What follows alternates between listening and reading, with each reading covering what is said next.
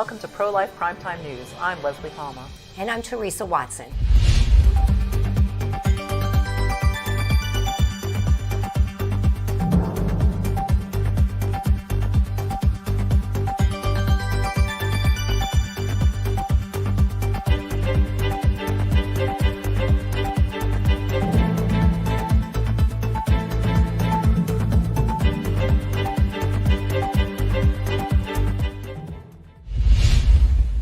Welcome to Pro-Life Primetime News. Our top story tonight takes us to Washington, D.C., where the Supreme Court has overturned the Roe v. Wade decision from 1973 that legalized abortion throughout the country and throughout pregnancy.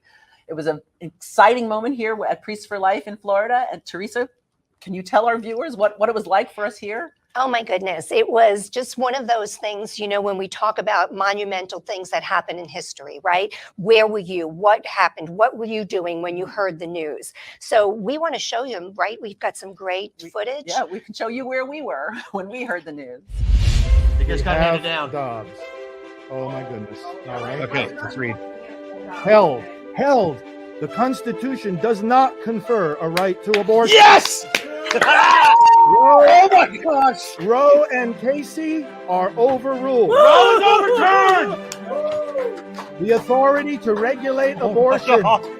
Oh my God! Yes! Oh, praise you, Jesus! The authority to regulate abortion is returned to the people. Oh my God! The people and their elected representatives. Thank you, Roberts concurs in yes, 6-3. We won! Woo! Praise you. Oh my Let's pray. gosh. Let's pray right now. Lord, thank you, because at this moment you have answered the prayers, the sacrifices, the work of pro-life people for 5 decades. Lord God, all their prayers, and so many who have passed on before us, Norma McCorvey and Sandra Cano and Bernard Nathanson and Nellie Gray and Jack Wilkie and so many other people, Mildred Jefferson, and Lord, so many countless people whose names we know, whose names we don't know, who have labored for this day, who have worked for this moment, who have prayed for this outcome, who have dreamt about it, who have wondered, how will this happen? Now, Lord, we see your faithfulness. We see your faithfulness at this moment. We see the answer. And Lord, thank you. We just thank you and we praise you. Janet, what do you think? Larry. Oh, I'm like, as they say in Yiddish, verklempt, crying. Oh my God. Here. You know, over 30 years of my life, I've worked for this moment. And I just remember, Father, before Norma passed, us on the phone talking to her and promising her we would work to see this happen. And Norma, we did it. We did it. Everyone did it. The entire pro-life movement did it. You know, I always used to say, everyone used to argue about what case would do it. And I used to say, get out of the way. God knows what case will do it. Larry, get in here. Larry, get over here. And now we turn to the political world in a nutshell. Primaries were held this past week in Virginia and Washington, D.C. Though Tuesday wasn't a day full of competitive races, certain trends that we have seen so far this election season have continued. These trends include GOP primary voters favor deeply conservative candidates. Progressives face significant headwinds. It is beneficial to be an incumbent, and there continues to be historical turnout among Republicans with historically low turnouts among Democrats. Representative Mayra Flores, Republican from Texas, was sworn in as the newest House member on Tuesday after making headlines for flipping Texas's 34th congressional district red. Her platform was one of pro-life, pro-God, and pro-family. She did not sugarcoat her platform to appeal to a traditionally Democratic voter base.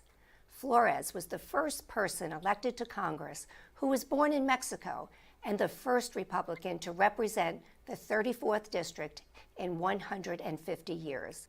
She immigrated here legally and is married to a Border Patrol agent. Inflation and gas prices are by far the biggest reasons driving people from all walks of life to the polls. This was a large part of Flores' win and why Hispanics are turning against the Democratic Party.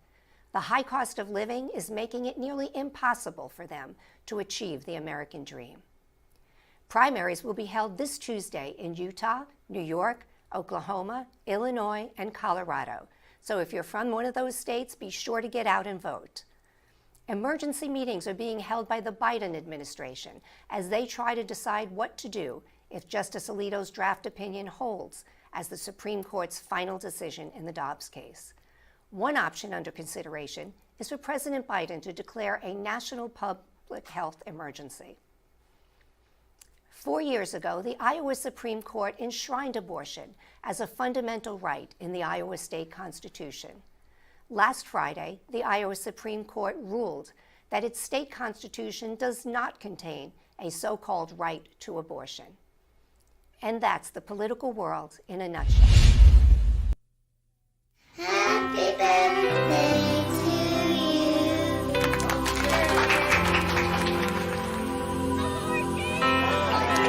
The decision to have an abortion not only affects that moment in your life, Kristen Gordon. it affects many precious moments to come. I now pronounce you man and wife. Please remember, where there's life, there's hope. A message from Priests for Life. The Supreme Court case on Roe v. Wade has touched off a flurry of activity on the state level. Let's take a look at what's happened this week. In Wisconsin, pro-abortion Governor Tony Evers, a Democrat, called the legislature back into session in an effort to overturn an 1849 law that bans abortion except to save the life of the mother. But pro-life Republicans dominate the state legislature and refuse to convene the session. In anticipation of the decision on Roe, Planned Parenthood of Wisconsin will stop doing abortions after tomorrow. Louisiana Governor John Bel Edwards, a rare pro-life Democrat, this week signed into law a bill that outlaws abortion at the moment of implantation.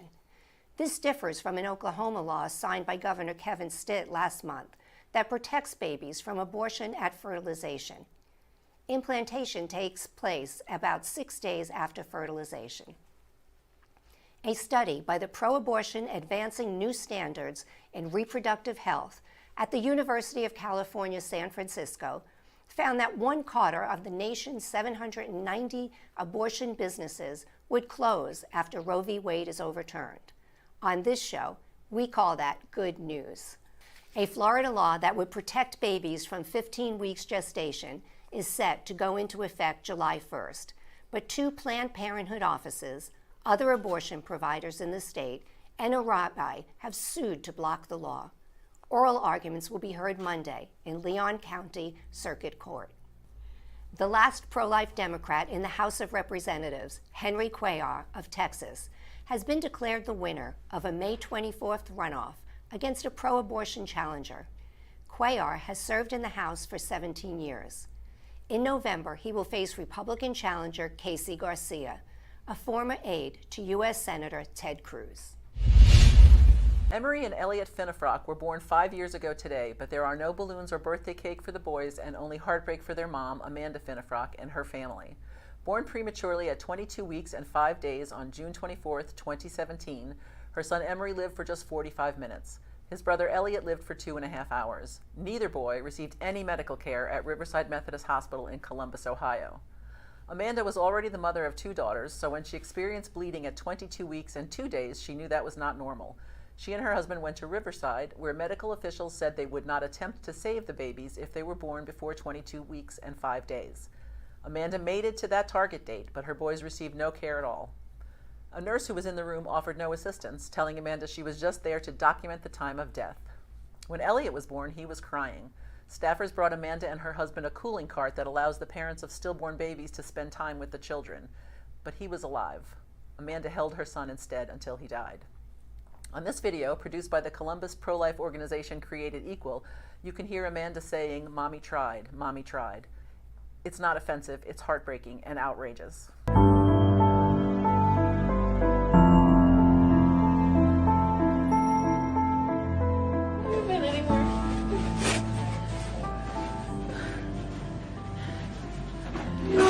He's moving. guys are gonna save him, right? Promise me. You're gonna save him. They're gonna look at him, baby. Look at him. Please save him.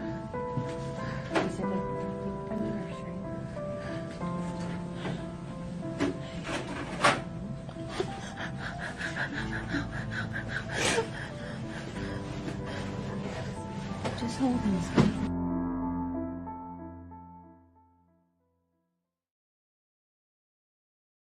Amanda has since had a son who will turn 4 next month. She said people don't realize that what happened to her can happen to anyone. I never would have dreamed this would happen to me, she told us. She will never know if life-saving care would have saved her boys' lives, but right now a little boy in Utah, Alabama, his name is Curtis Means, is getting ready to celebrate his 2nd birthday on July 4th. The Guinness Book of World Records says Curtis is the world's most premature baby to survive, born at 21 weeks and 1 day, weighing just under 15 ounces. I want to be a fireman when I grow up. I want to be a teacher. I want to be president of the United States. I want to find a cure for cancer. The choice to have an abortion alters the course of the future.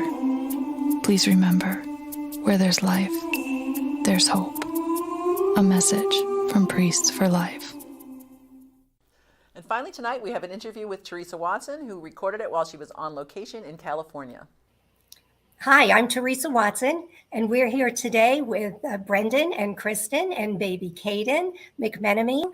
And Kristen, what was your reaction when you heard Kaden's heartbeat for the very first time? I immediately started crying. I was so excited and almost in shock. You know, you don't know what to expect. And I was just so excited. And, you know, I looked at Brendan and we were just over the moon. Like, it was real. He was really in there. You know, you have to wait a certain amount of time to go to the doctor. So those were long few weeks to make sure that he was, you know, healthy in there. So when we finally heard the heartbeat, it was over the moon excited. I know that's uncomfortable. You're doing great.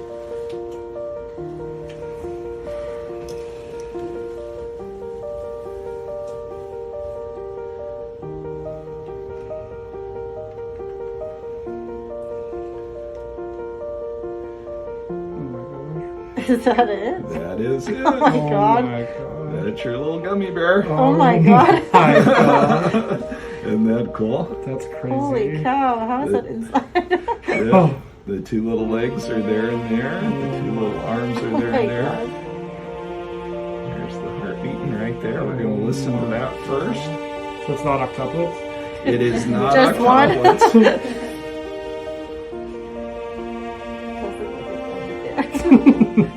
Yeah, about the same size and shape right now.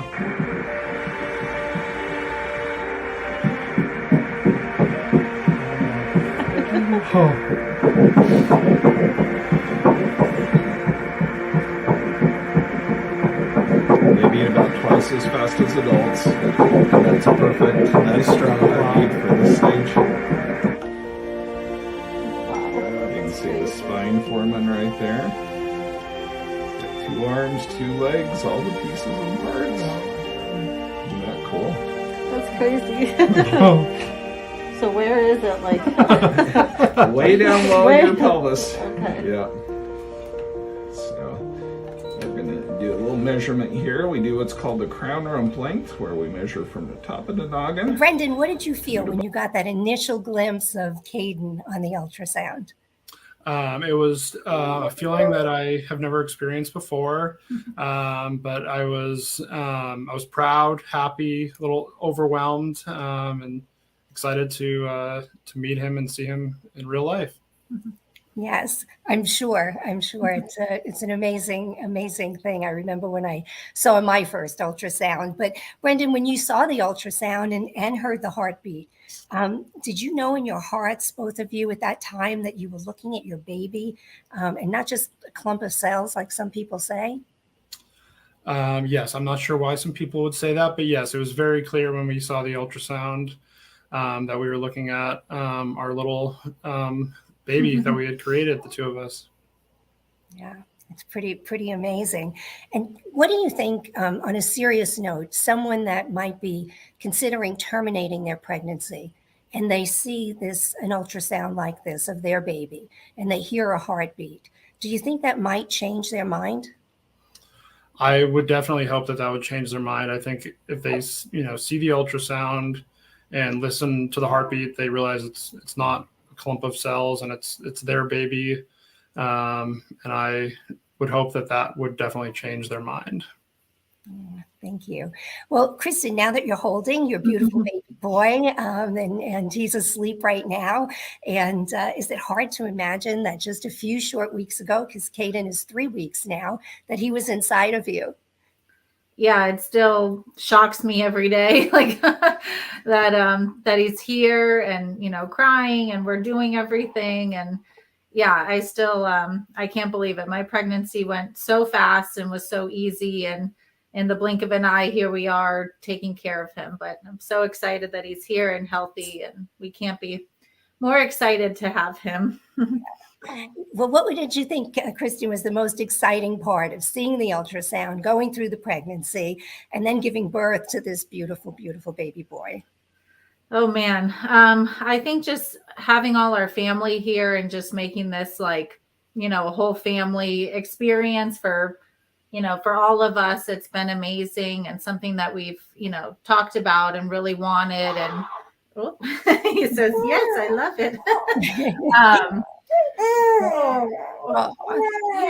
Well, right on cue. And so we get to see him. There he is. He wanted to be on camera more. That's perfect. Well, and Brendan, you got to celebrate your very first Father's Day. How was that? I did. It was very fun. Got to take a lot of pictures with the little guy. We wore our matching me and mini me shirts, which was very cute. But yeah, it was a great Father's Day and had a great time. Spent it with our family. Well, I want to thank the three of you for joining me today. And I wanted to share with our audience the most exciting part of this story is that this is actually my family. This is my son and daughter-in-law and my first grandchild. So thank you both for being with me and for making me a grandma. And so I really appreciate you taking the time. This is a very special segment for me. And I thought I recognized you. Well, thank you both. And I am Teresa Watson with Primetime Pro-Life News. Thank you so much for joining us on our first episode of Pro-Life Primetime News, produced at Priests for Life headquarters in Titusville, Florida. We hope you will join us every Friday at 7 p.m. Eastern Time. I'm Teresa Watson, Executive Manager of Priests for Life. And I'm Leslie Palma, Communications Director. If you have an idea for a story or would like to expose something in the abortion industry, please email us at media@priestsforlife.org.